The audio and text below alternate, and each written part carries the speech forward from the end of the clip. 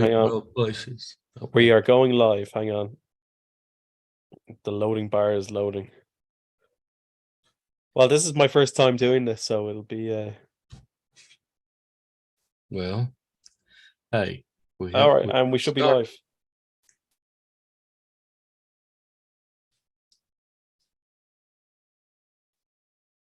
Okay, there's a little bit of a delay. It's a bit weird seeing myself on YouTube.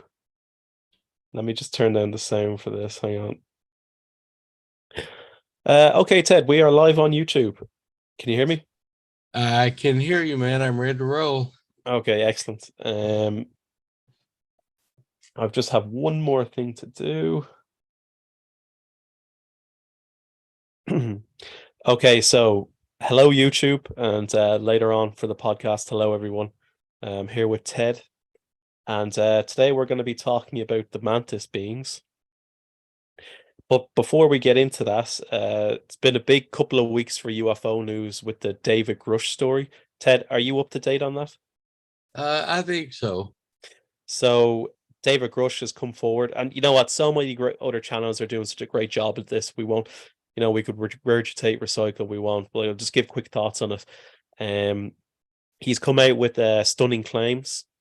Uh, the White House was asked about it. They referred the answer to or the question to the Pentagon, and they've come out and flat denied it. Okay. So obviously, there's some sort of group in there who thinks that if they just deny it, then they're going to get away with it. They think they could still cover this up, and maybe they can. I don't know. I suppose at the end of the day, it's just going to be down to whatever congressmen are going to be in those hearings and whether or not they're going to come forward with the information after they speak with Grush. So the fate of all this, as I see it, is in the hands of politicians. Any thoughts on it, Ted? Well, I agree with you. Yeah. Uh, of course, I've said, and I'm being repetitive here, but I've said numerous times over the years to people, and I think I've said it on the podcast, that the government, it really is in a very awkward situation about all this, and they're trying to save face. But I truly believe, knowing what I know about the aliens and their involvement with humans, from my perspective, the government took the stand years ago that it was for the best interests of the public, that they don't know the truth. And I can see their position on that. However, we're living in times that are changing and that are different. I am supportive of this information coming out now, and I think the government's at some point they have to acknowledge what they've done and why they've done it to satisfy people. But that's my take on it, Stuart. And you saw the Las Vegas UFO landing as well. Now I know I you're did. you're a bit undecided about it, and to be honest, so am I. There's a couple of questionable things.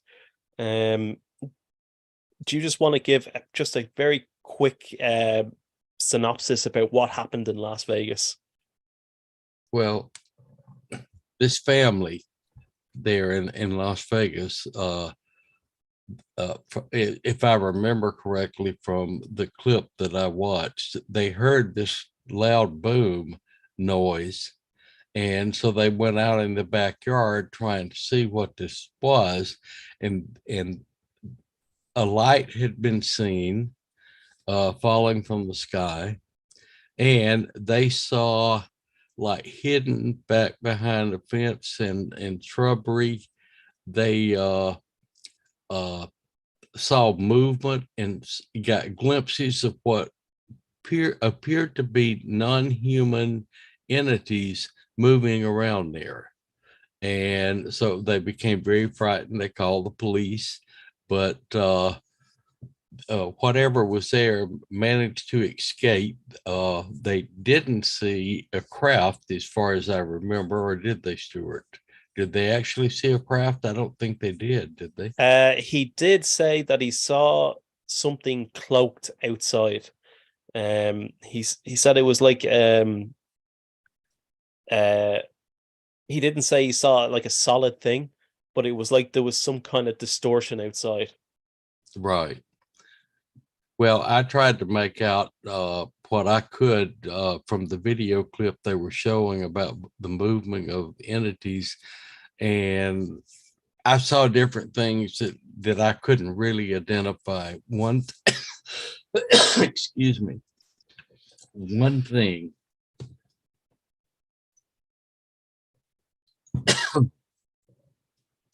One thing that stood out to me was it looked like I saw like a greenish looking, dark greenish looking face, but I wouldn't swear to that. Yeah, But one of the things that bothered me though about it was this light that falling from the sky. Goodness, I don't know why all of a sudden I can't talk. do you want to get a glass of water or something? I've got some water here. It seems like I'm running into all kind of problems during the night. And this morning, the computer messed up, and it seems like I feel like I'm sort of being attacked this morning. I'm being honest with everybody listening. I feel like from what's happened to me in the past few hours, I'm under attack. Yeah. And this happens sometimes. I've learned over the years, this happens sometimes when I start talking about a subject in which the aliens do not want you, the public, really to know and understand. And they try to silence me. Yeah. But I'm going forward now, getting back to the Las Vegas thing. Uh, there was this light falling from the sky, which they first indicated this might be the UFO coming down. However, then I read later that that light was seen by people all the way from Las Vegas to the West Coast, and they said it was a meteor. Well, if it was a UFO crashing in this backyard in Vegas, it would not be seen on the West Coast. So I wasn't certain about that. And then they showed at first this circle in the backyard, this big circle, which would they gave the impression that the UFO had sit down in the backyard where this circle was. But then I read later that witnesses said that circle had been in their backyard for over a year. So that made me question the whole thing. So I'm not saying it was true or it isn't true. I just see some questionable things about this event. Yeah. Okay. And I think I'm in the same position as well. I don't want to say if it's, I'm 100% believing it. Uh, but I saw some. I know it's kind of hard when you're looking at the video to see the aliens in the frame, like people have it slowed down frame by frame. But there's a couple other convincing videos as well. One of them was posted in the Reddit group, when they're all stood next, they're all outside looking into the back garden of where this event happened. And right next to the fence, there's like something moving around at the fence, and you can clearly see it. But at the time that it was filmed, these people aren't aware it's there. Do you remember that video? It looks like a big black eye looking at them through the fence. And then Yes, also there's some sort of distortion with a light as well. I remember that. Either it is a hoax, and that is like next level stuff that they would purposely do that in the hopes that someone on Reddit would notice. But I'm undecided as well. Um, okay, so we are gonna move now on to the mantis beings, okay? Now, if you go on the internet or and you research, if you Google mantis beings, you get a lot of people's experiences, okay? And they generally seem to be accepted as a very old race, very wise. They're known as the caretakers of children. They're benevolent. Now, Ted, you're saying something completely different about them. So I think we should start off firstly. When did you first encounter a mantis being? I didn't know that I had encountered a mantis being until uh, under hypnosis with Barbara Barthlick. We reviewed an incident in my life in which uh, I encountered them in close proximity. I was on a craft where they were. And now I did describe to Barbara uh, on that very first, for those of you who have listened to all the podcasts or maybe read Masquerade of Angels, uh, the very first alien abduction hypnotic regression that we did, that was brought out in the cotton field here in Alabama when I was a little boy and taken. And in that process, I had been cloned. Now, there were creatures there that I saw on this large mothership where they had taken me. I did see some mantis creatures there and describe them, but I was not in a close encounter with them. I just saw them. That was the first time. Now, the next time was very vivid, very realistic, in which I had a up close and personal encounter with them, and that was a different regression. So those are the only two times. Okay, and as far as them being known as caretakers for children, you've got a completely different view of what they're doing to the children, which is what? Well, you got to understand the nature of these aliens. We're dealing with non-human entities, but we as humans want to make them act and think like humans because we can relate to them better. And I deal with people, talk with people all the time who are very pro-alien. They really think and feel that they're here for our best interest. But yet I have not run across any evidence that makes me feel that's true. Uh, all the encounters that I've had with them have not been positive. They've done some positive things to trick me into thinking they're positive, but I learned that these were lies and deceptions. Okay, so we have to get to the fact, to the nature of these mantis. Now, a small, tiny insectoid mantis there that you find on a bush by your house or in the forest, what does it do? Uh, They're just because it's been uh, genetically created to be human size or bigger, taller, doesn't change the nature of what it actually is.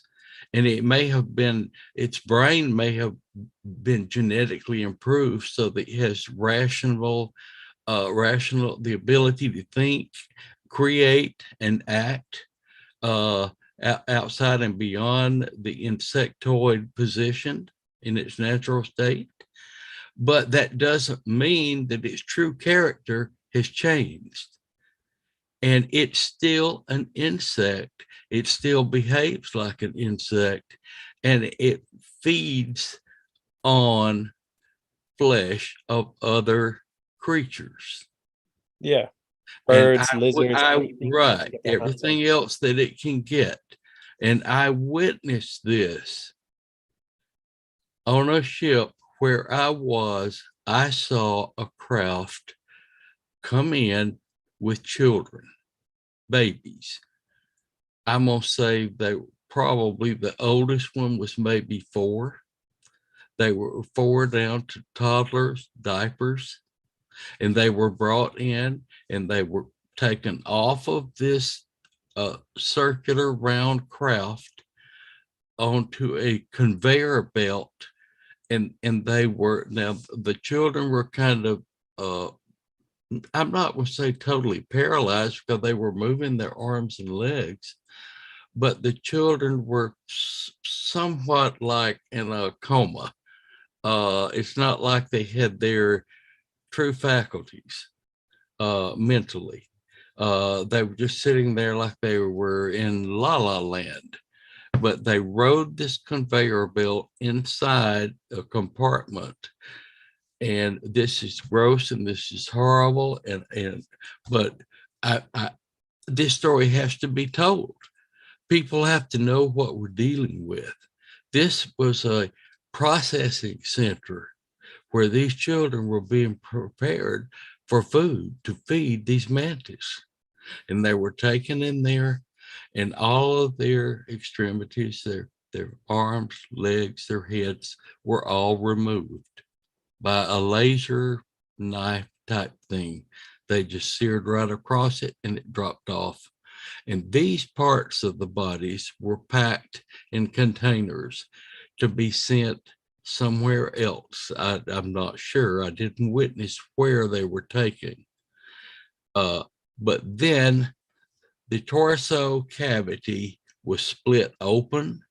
It was put on continuing this conveyor belt, and it went down onto what looked like, it wasn't, but the closest thing I can say to describe it was like a conveyor belt, but it rode very slowly as if it was like a buffet line. And these tall mantis, and there was bunches of them, they were feeding on the organs inside the cavity of these remains. Oh Now, my is this gross gosh. and sick enough? But I saw it. I even told Barbara, I said, my God, it looked like they were eating into a big baked potato. And now, when I've told this story, people say, you're just trying to horrify everybody. Well, I've been quiet for years. I didn't want to tell people what I knew to protect all of you listening. This is one of the reasons I say the government has gone to extreme measures to make sure that we don't know what's really happening because they can't fix it. And I think one of the main reasons, and I'm not taking up for the government, but I think I can see, what would I have done? What would you have done in that position to have recovered that craft at Roswell and found such remains inside that told them probably what was going on, but there was absolutely nothing they could do to stop it. Of course, they lied to the whole world. They didn't want the panic that Right. this would cause. And now here I am coming along all these years later, and I'm telling you, people listening, this horrible story, but I saw it, and now I have to back it up with the fact that after I recovered from the shock that I went through of reliving this experience and witnessing what I saw, and believe me, people, it took me some time. I was an absolute, the old expression, basket case. I was an emotional wreck, and I couldn't even work for days. It left me mentally, spiritually, and physically crippled to have relived this event and saw what I saw, and the heartbreak I experienced from it. And Barbara then comes back later after I'm able to talk with her more about this, because momentarily I had told her, I said, this is it. I'm not doing any more regressions. I can't handle it. Yeah. And she came back later and she said, Ted, and she got out some records with no names on it.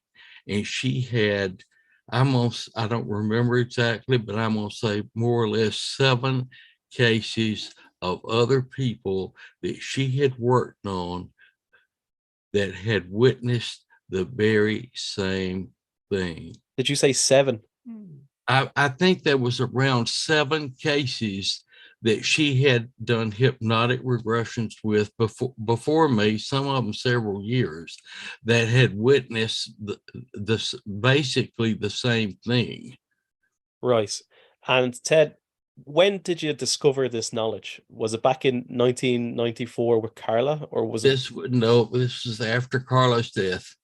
Barbara and Right. I continued working, but I had kind of dropped off the public trail. Yeah. My life had been threatened. I knew what had happened to Carla. Uh, Barbara had been threatened, and she wanted me to continue this work because she said that I had the ability to open up and see these things in a very true and realistic and explainable way, where others had been lost and mixed with a lot of confusion and screen memories and what have you, and it wasn't altogether clear. So she thought that she needed me to really enhance this work. And Barbara, being such a dear and precious friend to Carla and I both, that I kept working with her. I worked with her all these years that I was silent, but we were still doing work. I would go to Tulsa whenever I could and stay a few days, and we would do a few regressions. And then I would come home and try to emotionally get over what I'd seen for a long time. It's been a very heartbreaking experience for me over these years. And can I just ask you, how come Barbara never released this information? Because we were threatened, and because she felt that eventually they would do away with her. So she even had there was one man who tricked her out of some of the information, and she found out later he was a government agent. Uh, she had UFOs hover over her home at night. There were a lot of things going on with Barbara that kept her silent. Okay, so it was kind of like for her own sake, she needed to know the information, but at the same time, she kind of felt she couldn't release it. Would At the that be same it? time, but we did reach a point later, and this was in I can't remember right now. You know, I'm 80 years old. Please forgive me. But do you recall what year Barbara died?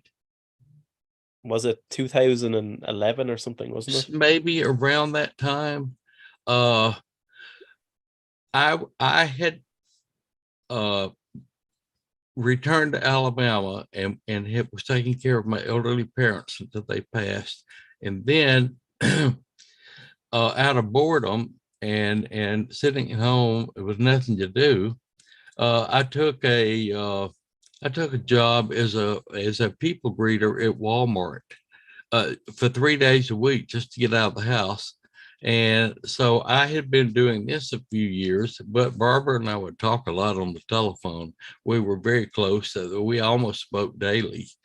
And so she had talked me into, let's do a a follow-up book to Masquerade of Angels.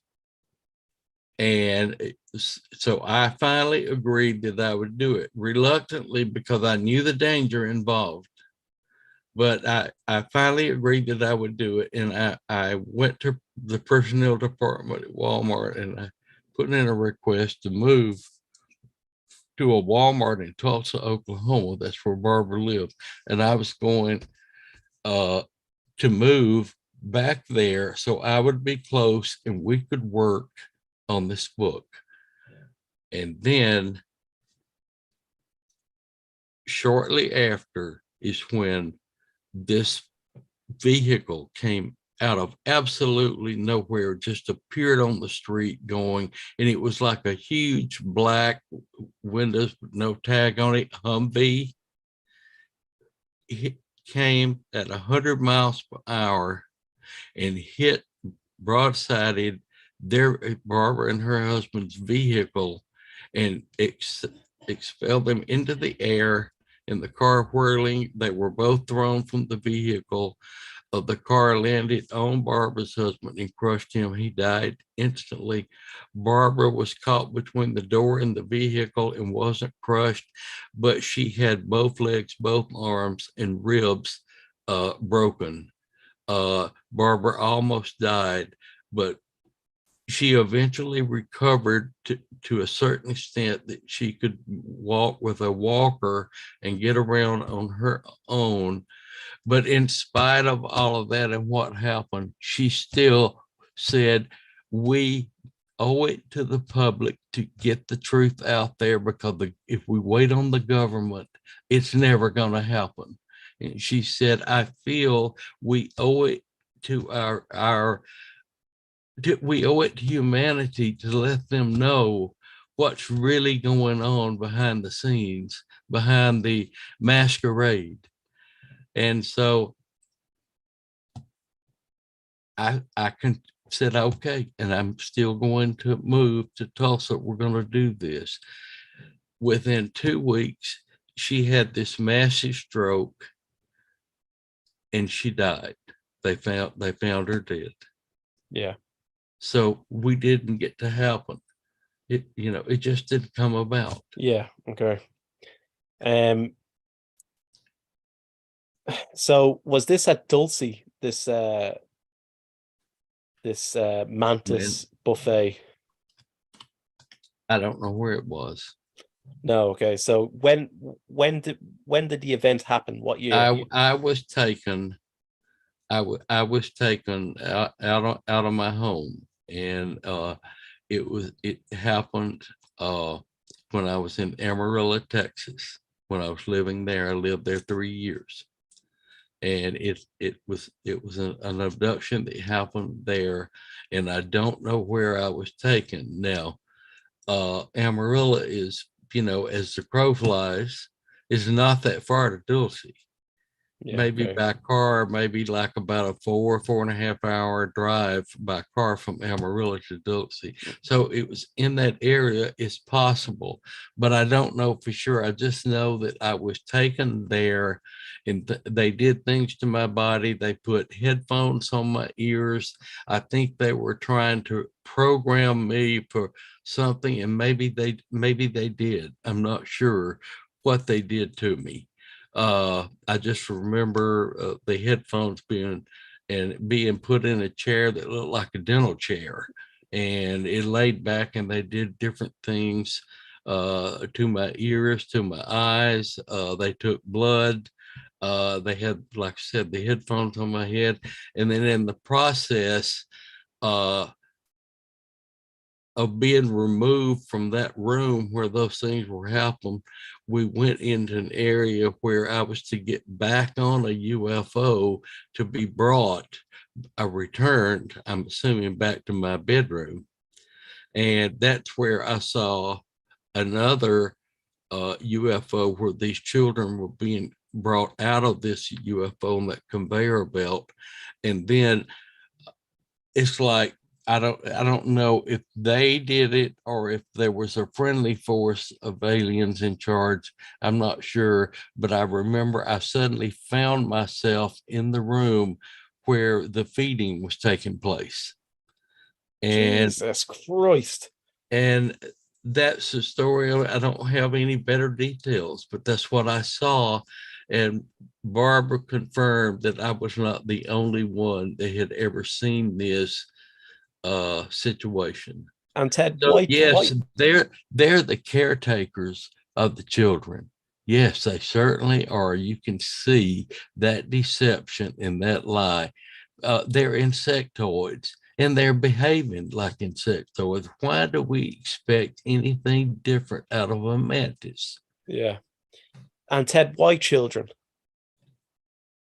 Well, I would say that one cavity of a child's chest with the stomach, the heart, the liver, everything, that's a meal. Okay. That's a meal. A human size would be, maybe, in my opinion, bigger than what they need. It might be a waste. And I can assure you from what I've seen, these aliens, these entities waste absolutely nothing.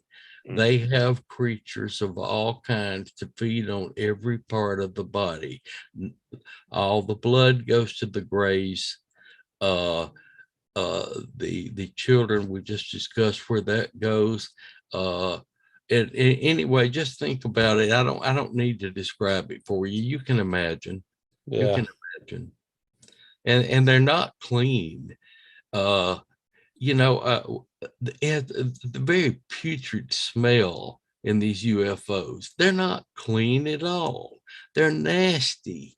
They poop in the floors, and then they have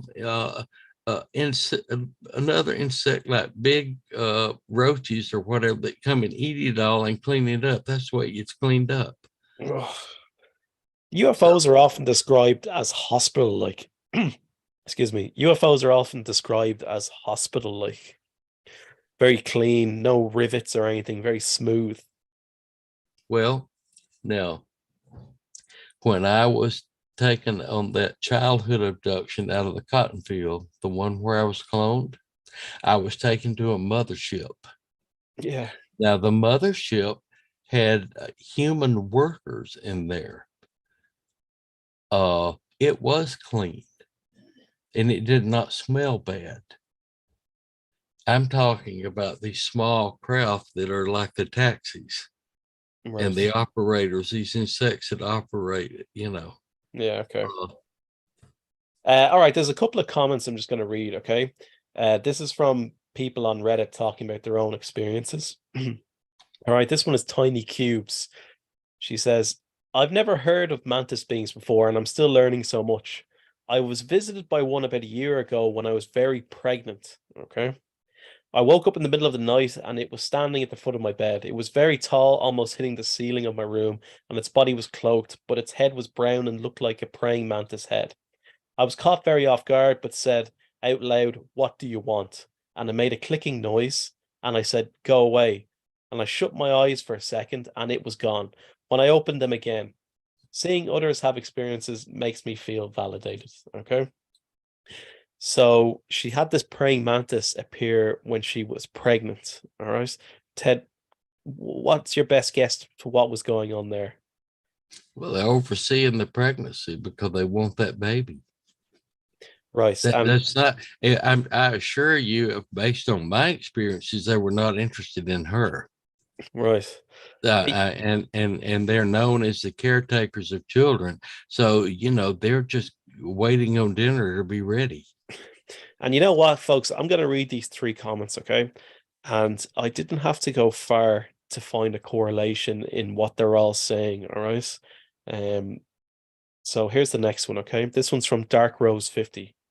As a child, I remember vividly talking to a kind woman where her head was displayed in a fuzzy blue and black hologram. She had big eyes. It was hard to make out the face, and I asked her if she was an ant queen. She said yes, but it felt like she was humoring me. She was like a kindly kindergarten teacher, okay?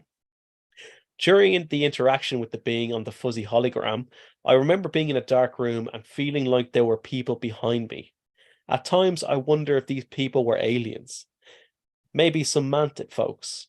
At times, I wondered if it was a vivid dream. At times, I wondered if it was both. I'm not quite sure what to think. It could have been an episode of Sleep Terror. I had the stereotypical abduction experience when I was 15. Bright light like it was daylight coming from the window. Robed figures at the foot of my bed. Being totally fine with this. Thinking this is an alien in a cloaking suit. Seeing myself remotely floating to the ceiling. Panicking that I would be crushed and then darkness. My daughter, okay, here we go. My daughter has sleep paralysis. She saw a man eating a rat on her floor. She saw a tall robed mantis in the kitchen at night. My what if time machine can't help but make a connection that maybe the man eating a rat was a mantis in a cloaking suit. Before that, I've never discussed this topic with her. It's certainly a head scratcher, and at the very least, it's an interesting coincidence. So she had her own experiences, and then later on, her daughter came up to her to tell her about something that she had seen. Um, Now she's drawn connection to the man eating the rat in the room, which really is a head scratcher. Ted, do you think it's possible that a mantis being showed up and then a rat just happened to be going by and just ate the thing? Well, I don't know. I've never experienced anything where a rat or anything like that got involved in the picture. I've had my own cats and dogs with me at times, but they paralyze them with paralysis like they do the humans, and so they won't attack or do anything. Uh, as far as the rat, I really don't have an answer for that. I would say this. I would say it's possible that that was not a rat. That was an illusion they created to make think that it was a rat, and it could have been a fetus that had been pulled out. Okay. Now this is in the daughter's room though. Well, how old was the daughter? She didn't say, but you think that maybe they deliberately impregnated this girl. It depends on how old she is. But how many, you've heard or read some of Bud Hopkins cases that he worked on, where some of these young women were hatcheries. Yeah, They that's kept coming right. and taking. That's So right. that's, and well, Barbara had so many cases of that, it was incredible. Uh, where young women are just used, and they like to start them young because they're healthier. They don't have to care for them as much, because a young mother is her body is just uh, very healthy for that situation, whereas an older woman, they may need to do a lot more work to keep the fetus growing until they're ready to harvest. Right. So it's a completely screen memory. It's not a But tall man and a rat, it's a mantis and a fetus. I wouldn't count on that being real. I would say it's an illusion to hide what they were actually doing. Yeah. And See of that? course, they would not want that young girl to see that they had possibly removed a fetus from her. They would want a screen memory, and they probably wanted her to think a rat got loose in the room and we killed it for you to protect you, Yeah, okay. because that's the way they work. It's all, they're masters of deception. You really can't believe anything that they tell you. All these people that buy into this, I'm sorry, I hate to pop your bubble, but you're being tricked. Right. Now this is the last comment, okay? And then a couple of people on Reddit have some questions as well, all right? B Jimar, okay? My connection to the insect praying mantis began when I was a child. Their strange appearance terrified me. For some reason, the insect would appear in the strangest places, places that were unnatural for a natural dwelling creature, always close. All right. I never gave it a second thought until a mantis being manifested before my eyes many years later. It didn't communicate with me, it just stared silently. My daughter was with me when this occurred. It was about 6 foot behind her. She had no idea. My shock and fear was replaced by parental instinct, and I decided very quickly I needed to maintain composure so that she wouldn't turn around and discover the source of my reaction. With every fiber of my being, I began talking to the mantis in my head, telling it not to touch or disturb her. I would give my life to protect her, and she was ready to do so. The protective adrenaline was so strong, I think I could have lifted a car in those moments. The mantis disappeared after what seemed like forever. However, it was only about 10 seconds. I have had a number of UAP sightings since, and when I meditate, they occasionally appear still. Sometimes I'll get hit with prophetic dreams as well, none of them good, always about famine and destruction of our planet. Doesn't that sound familiar? Okay. I live across the street from a river and have seen numerous UAPs there. The most recent was yesterday. Of course, it was gone when I returned with my phone. I wish someone here would take notice and perform some sort of investigation in the area. I live in a building and have recently discovered other tenants have also had unusual paranormal experience. It's the water. What is the connection to water? I would love to hear from others who live close to water and have seen slash experienced things. So she's talking to her daughter, and a praying mantis appeared behind, and then instantly she went into protective mode. Did you think she knew subconsciously maybe something had happened to her before? and I she, do. yeah, and she I thought this is, strongly would feel that because yeah, she sensed it somewhere buried within her. That alarm went off. yeah, Something that had happened to her. Uh, she didn't turn around and try to face it out of curiosity and say, "Oh, an alien mantis, let's talk." She went into her fear mode for her daughter. yeah, So specifically her daughter as that's well. yes, that's obvious that there's been uh, an experience somewhere in her past that allowed her to have this feeling or reaction. Yeah, okay. That's So, my opinion. and what about this water thing? Well, they have to have water. True. I You, mean, you know, they've been seen hovering over lakes, rivers. They take on water. actually, it just reminded me of the. Remember we watched the UFO connection, and they actually used the water to travel around. They do, and in this apartment building there where she lived, she's obviously a connecting link to the UFOs, just like I've been. They've been involved with me my entire life. And I'm finding as we move forward, it has affected many members of my family. You know, and we've had my niece on here talking about, and she's still having periodic experiences. Well, I'm finding out there are a number of people, blood link in my family, that have had events that are probably UFO related. Yeah, okay.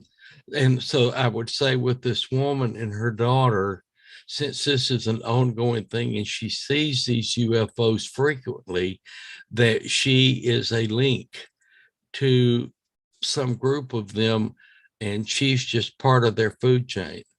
Right. I mean, I don't think they pop in for social visits. Believe me, they don't. And the fact that they attack people in the middle of the night, they come when you're sleeping, when you're the most vulnerable, that doesn't speak very well of their character. And I appeal to all of you listeners, use some logic here in the behavior of these creatures. Actions speak louder than words. What are they doing for us that's so fantastic? If our government has gotten any improved technology out of it, good for them. But I assure you, they did it with our scientists digging and learning and experimenting to get what they've got. I do not for 1 minute believe these aliens just walked in and say, "Look, we want to teach you how to do this or that or the other." Yeah, It don't happen. So look at the character, all of you, look at the character of these creatures. What are they doing for us that's so positive? Nothing that I'm aware of. If they save somebody's life, it's because they want to feed on you later.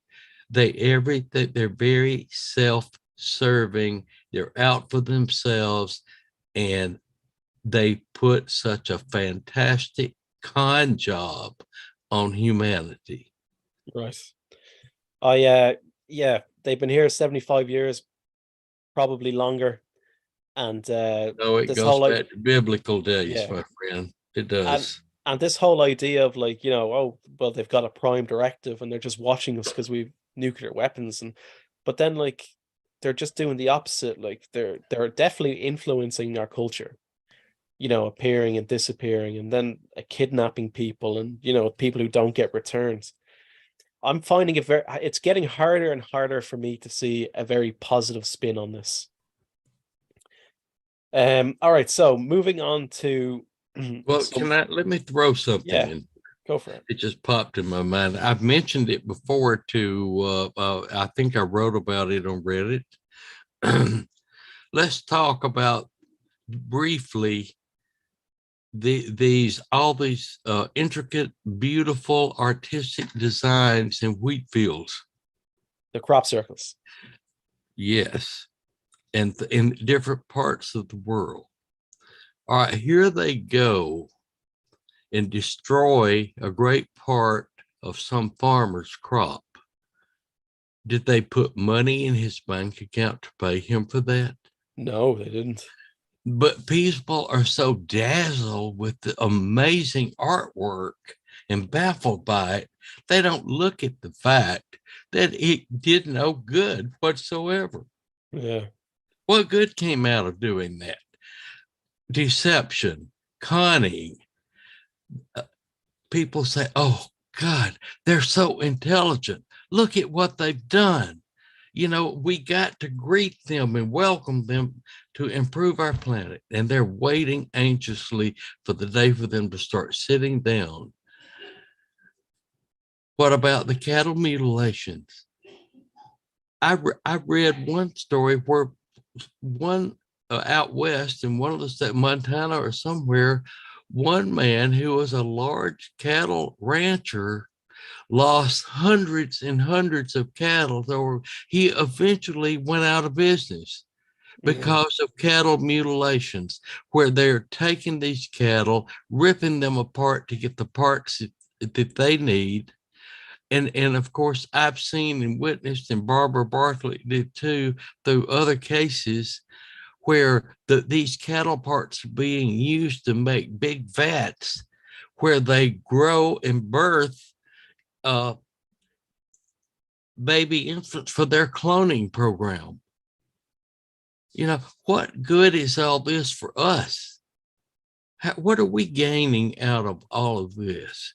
People, start asking yourselves the right questions instead of being dazzled by their deception. I Yeah. beg you to do this. Yeah. I know farmers aren't compensated for the loss of the cattle either. Um, all right. So this question is from Appropriate Being. Okay.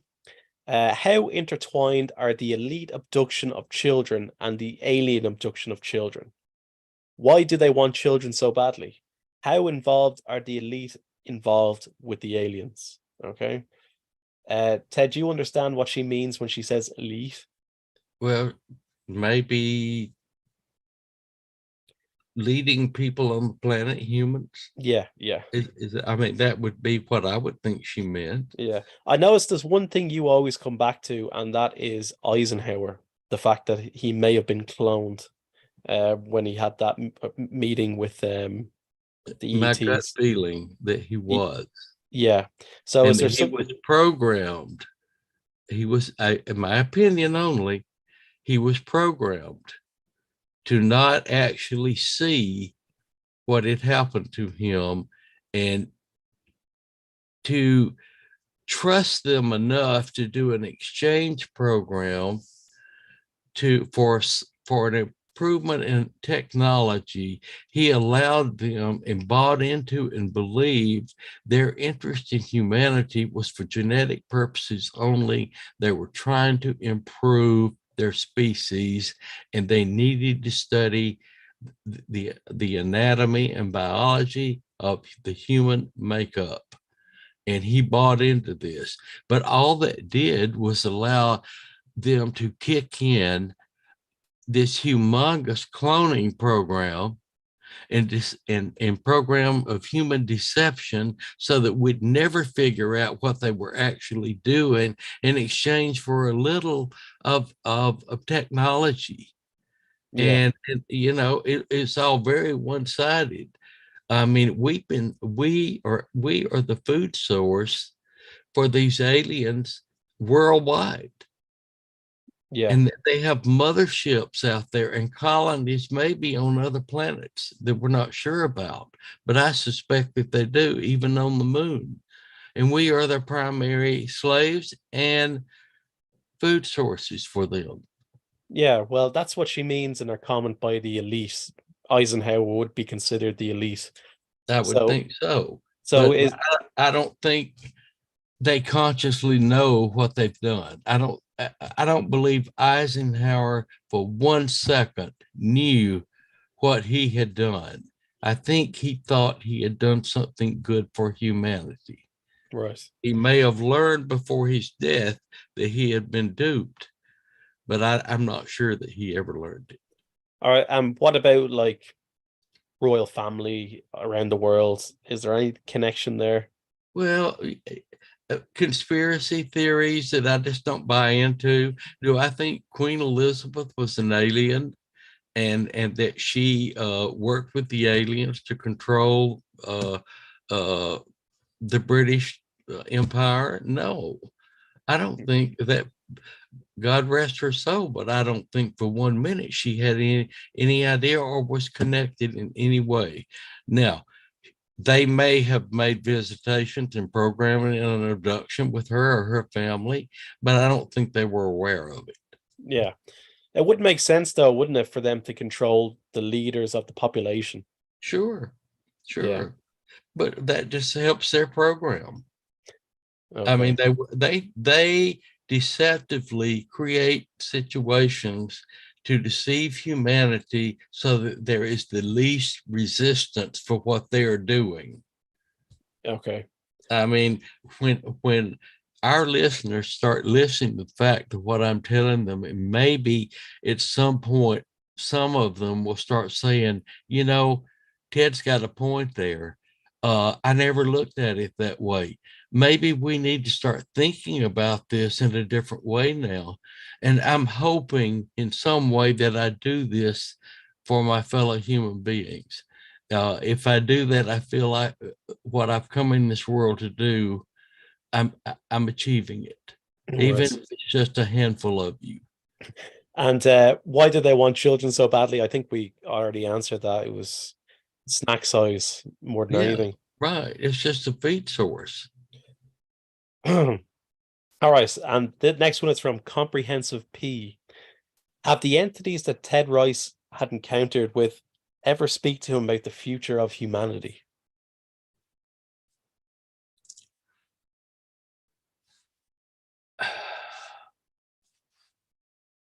It's all Yes and doom and no. gloom. Let me just guess. Yeah.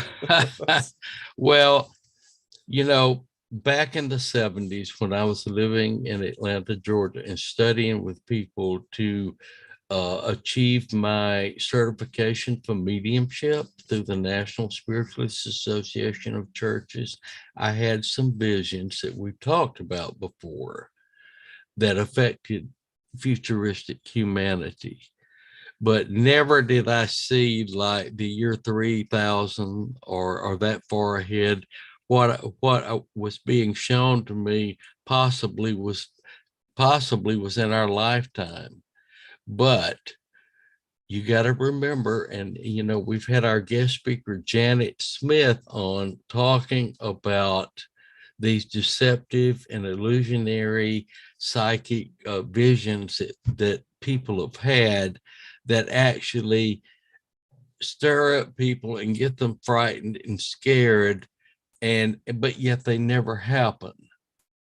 And so realizing all this and knowing what I know now, I don't buy into these visions that I saw because that was a popular time back in the 70s for that sort of thing. And people looking at the world's changing. Look at all the people, if you go back and read, that moved to Arkansas in the mountains up there to escape flooding, worldwide flooding, people that set up settlements up in some of the Canadian provinces where they were told it would be a safe area, but yet nothing has ever happened. Uh, these were just uh, psychic phenomena. Is a program run by these aliens that they've installed into humanity. And so they instill some of these visions into different ones to share with the others to get them excited. And it's a control method. They're just controlling us through these. They're not really going to happen. I would trust, if you really want visions that are probably going to be true, read the Bible. Right. Read the Bible and trust more into those visions than what you're getting from a psychic, and I'm speaking against what I used to do. I used to be a very active psychic. I did readings for people all the time, but I learned where it was coming from, and I learned the deception involved in all of it. And I just don't buy into it anymore.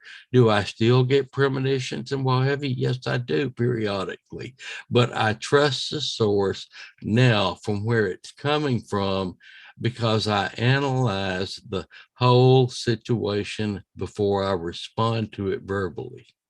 Right. I want to make sure I know what I'm talking about. And what I'm saying, is it good for the person, this information? Or is it some deceptive thing that could mislead them? Yeah. Okay. I'm responsible for what I tell you. And I want to make sure what I tell you is wise. Yeah. Okay. Well, what have they shown you? I remember you talked about a flood before, a giant wave. Okay. They showed me at one time this huge, huge tsunami that was maybe, I'm not sure, don't hold me to this, but I'm going to say it could have been 200 feet high or higher. And it came in, the part that they showed me was the southern east coast and into the Gulf of Mexico. And it came in and it flooded all the way into middle of Alabama, uh, and into parts of northern Mississippi. Most of Louisiana was gone, except for up near the Arctic, what they call the Arctic area, which is the Texas, Arkansas, and Louisiana corner where they meet. That area did not go underwater. So they showed all this to me, and I bought into it, and I was terrified. And I Yeah. warned people, but nothing's ever happened. Yeah. But Yeah. I've learned differently now. I'm not going to tell you that that's going to happen, because I know how deceptive this is. And look at the lives it affected when I told people this. Look at the lives it affected. I know people that moved to the mountains because I told them that. Yeah. You know, I don't want that responsibility anymore. It's wrong. And I think they also showed you a scenario where there was cavemen restarting civilization.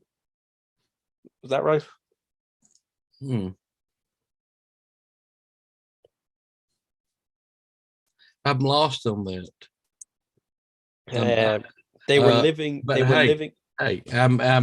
I'm 80 years old. Well, in a Yeah. few months, be 81.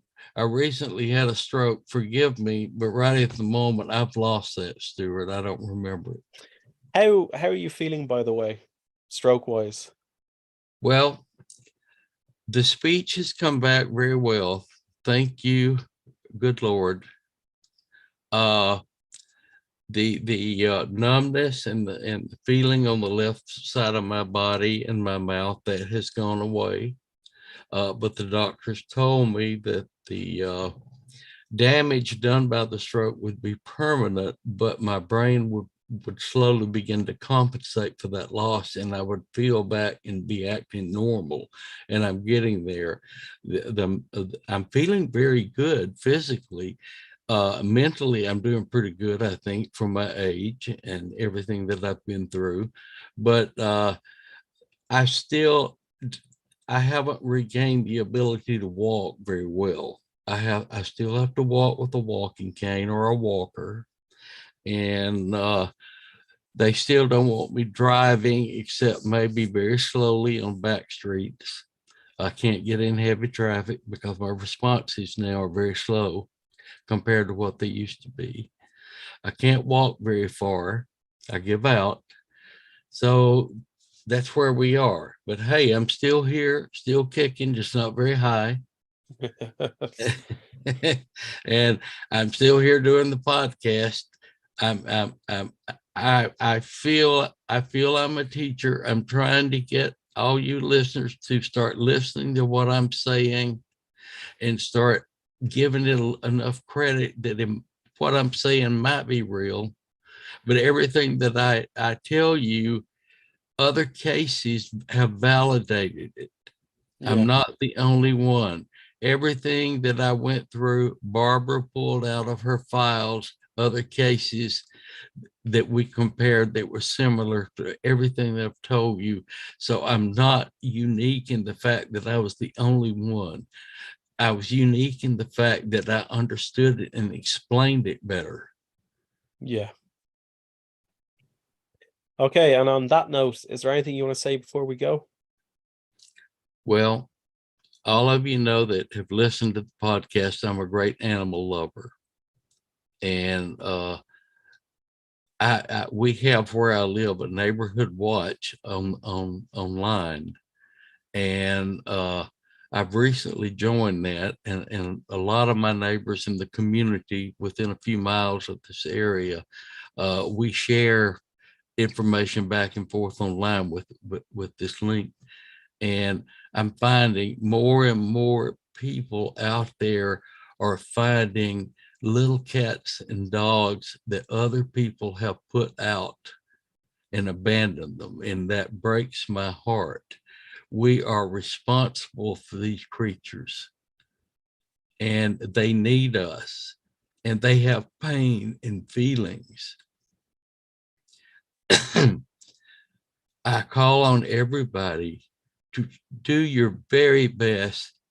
If you have an animal, a pet that you no longer can take care of, there are agencies and there are people that will help you relocate these animals.